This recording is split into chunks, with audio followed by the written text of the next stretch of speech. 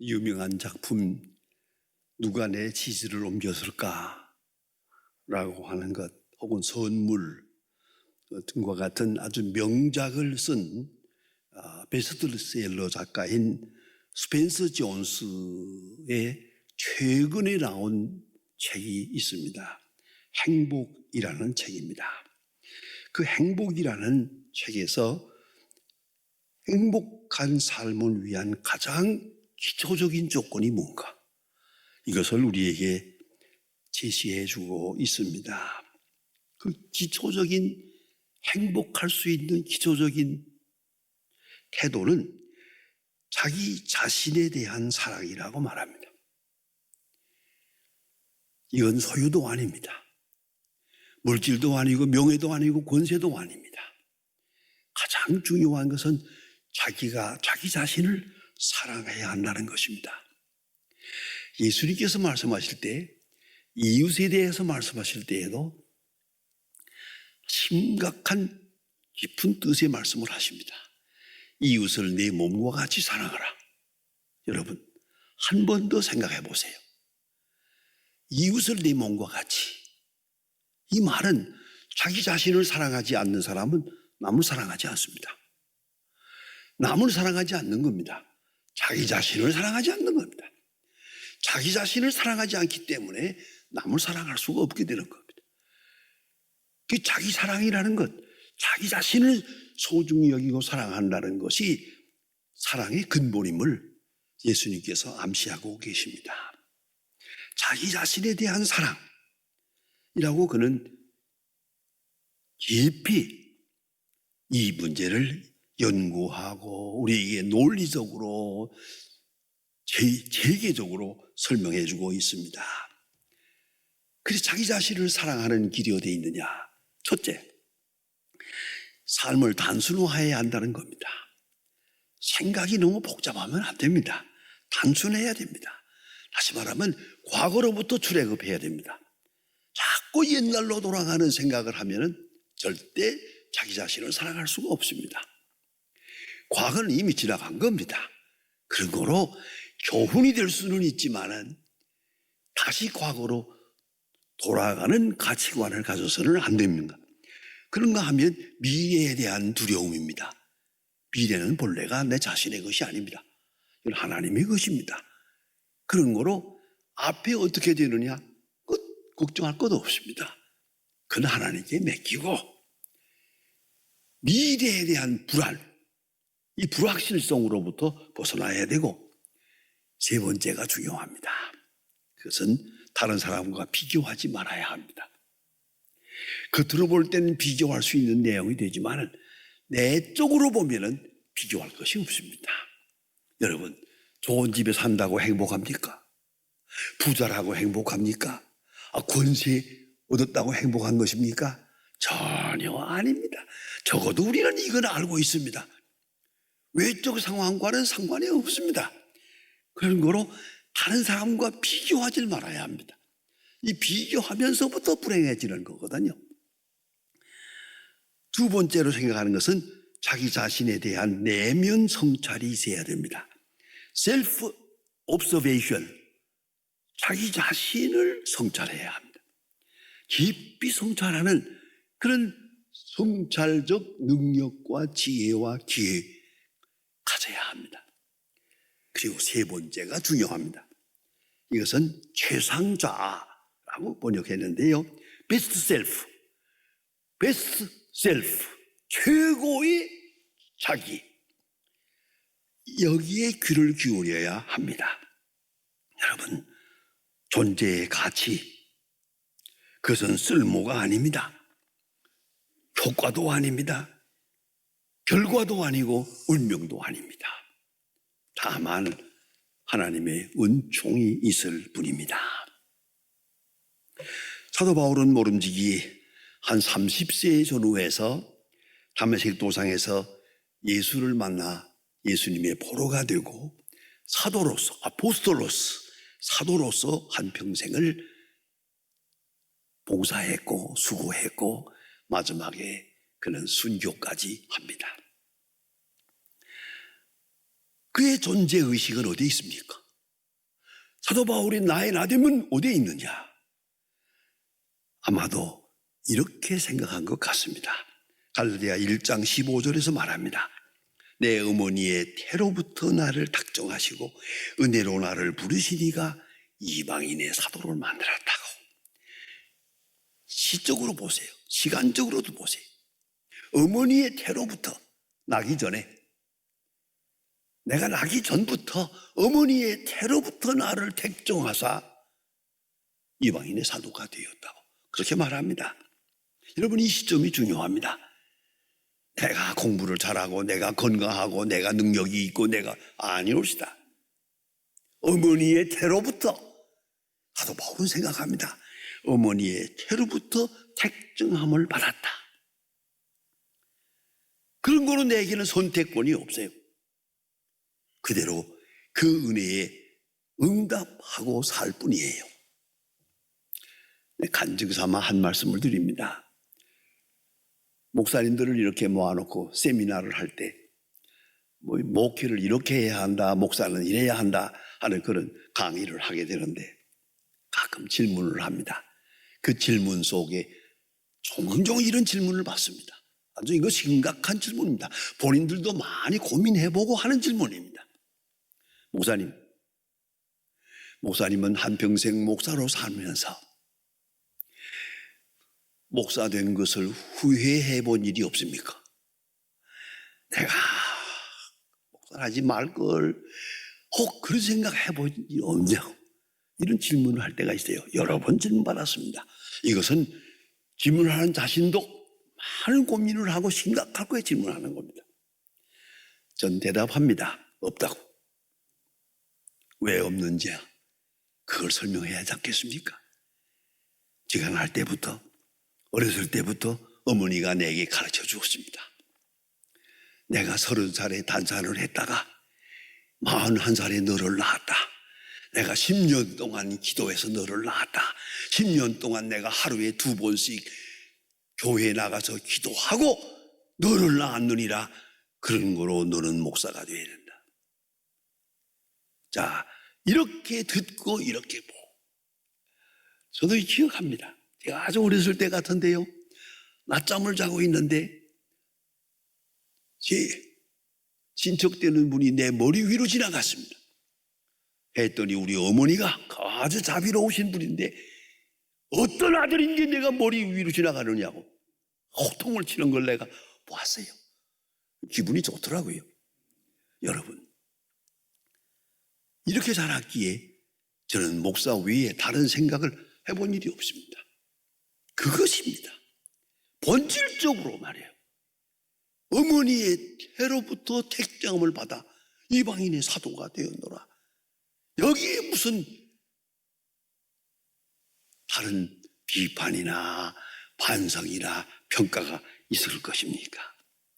내가 하나님을 택한 것이 아니요, 하나님이 내 아를 택한 것이요, 내 존재의식의 근본이 그에게 있다는 말입니다. 특별히 예수님의 제자들에 대해서도 마태복음 10장에서 자세히 보면 아니라 여러 본문에서 말합니다. 예수님의 제자는 딱 3마디입니다. calling, giving, sending. calling, 부르셨어요. 부를 때 자격을 보고 부른 게 아니에요. 세리 같은 사람, 마태 세리는 지금 세관에 앉아서 로마를 위해서 세금 받고 있는 사람이에요. 천대받는 세리예요. 예수님께서 불렀습니다. 나를 따르라. 그럼 따릅니다. 여기 무슨 자격이 있습니까? 불렀다는 그 자체가 자격일 뿐이죠. 이걸 잊지 말아야 합니다. 부름 말한다. 내가 하나님을 택한 게 아니요, 예수님 친히 말씀하십니다. 너희가 나를 택한 것이 아니라 내가 너희를 택했다. 선택 자체가 이 선택적 교리에 있다는 말입니다. 하나님께 이니시에이티브가 있는 거예요. 그런가 하면 giving, 불렀으니까 이제는 일할 만한 능력을 주시는 거예요. 병 고치는 능력도 주고, 귀신을 내쫓는 능력도 주고, 말씀을 전하는 능력도 주고, giving, calling, giving 다 주었어요. 그리고 3번째는 sending, 보냈습니다. 이방인에게 가지 말고 유대 사람에게 가라. 이리로 가라. 너는 여리로 가라. 여러분, 이것이 사도입니다. 이 하나님의 종들에게 무슨 쓸데없는 걱정, 쓸데없는 의심, 흔들림이 있겠습니까? 사명에 충실하면 말입니다. 하나님이 나를 쓰신다. 하나님이 나를 엠플로이했다. 고용했다. 하나님이 나를 강권적으로 포로 삼았다. 거기서부터 출발하는 겁니다. 사도 바울은 늘 말합니다. 그리스도께서 나를 위하여 죽으셨다. 그리고 그 부르신 자에게 내가 응답하고 있을 뿐입니다. 이걸 잊지 말아야 합니다. 그래야 하면서 하나님의 말씀을 전하게 됩니다. 여기에 신비로운 역사가 있습니다. 아주 깊고 오묘한 역사가 나타납니다. 실제적으로 말입니다. 칼 바르트는 그의 신학에서 말합니다. 말씀은 세 가지가 있다. 첫째가 선포된 말씀, 두 번째가 기록된 말씀, 세 번째가 계시의 말씀. 이 계시의 말씀이라는 것은 예수님 자신의 생애를 비롯한 역사적 사건을 말합니다. 예수님을 중심한 역사적 사건, 이 자체가 계시된 말씀이고, 두 번째는 기록된 말씀, 이거 성경 말씀이요. 그 다음에 선포되는 말씀, 이건 설교 말씀이요. 오늘 여러분 지금 이 자리에 앉아서 설교 말씀을 듣고 있습니다.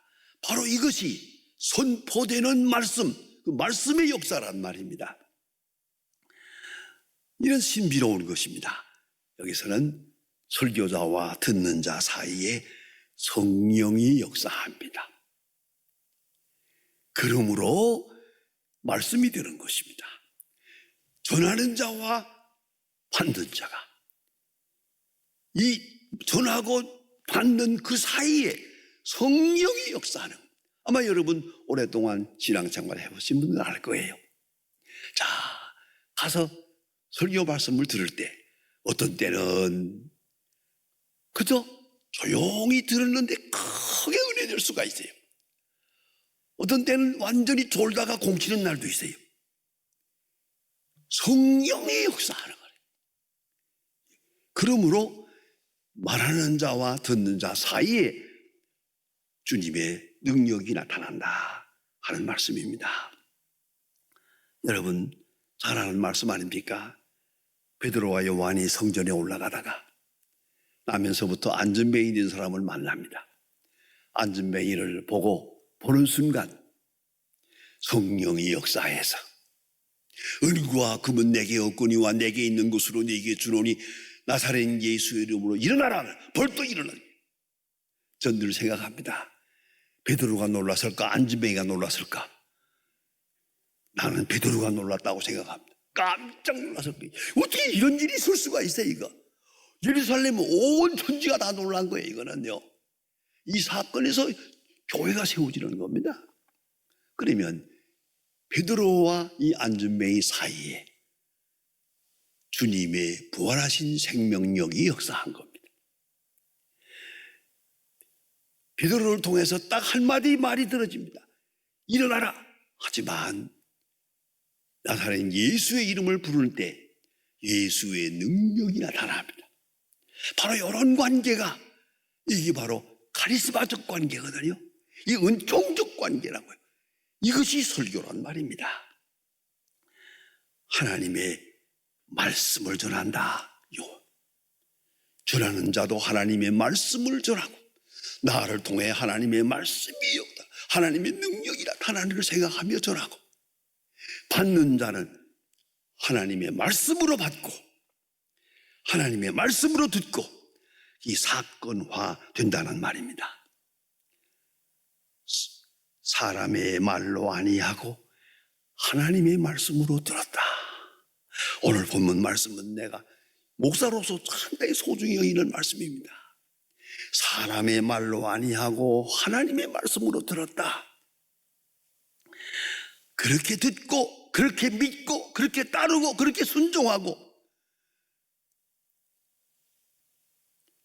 여기서 바울의 참된 행복을 찾은 모습을 볼 수 있습니다. 오늘 이 편지를 쓰면서